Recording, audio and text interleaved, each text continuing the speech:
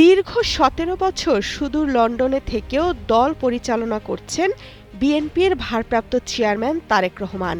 তবে এবার অপেক্ষা দেশে ফেরার। কবে দেশে ফিরবেন তিনি?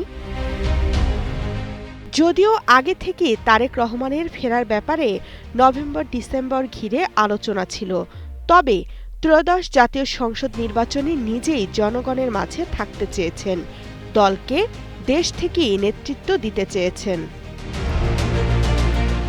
সংকটাপন্ন অবস্থায় ঢাকার এভারকেয়ার হাসপাতালে চিকিৎসাধীন রয়েছেন সাবেক প্রধানমন্ত্রী ও বিএনপি চেয়ারপারসন খালেদা জিয়া।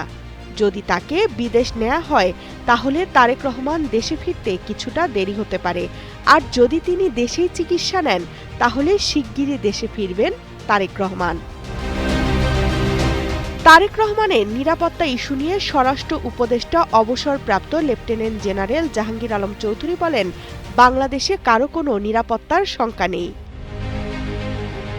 তারেক রহমানের জন্য রাজধানীর গুলশান ২-এর এভিনিউ রোডে একটি বাড়ি প্রস্তুত করা হয়েছে।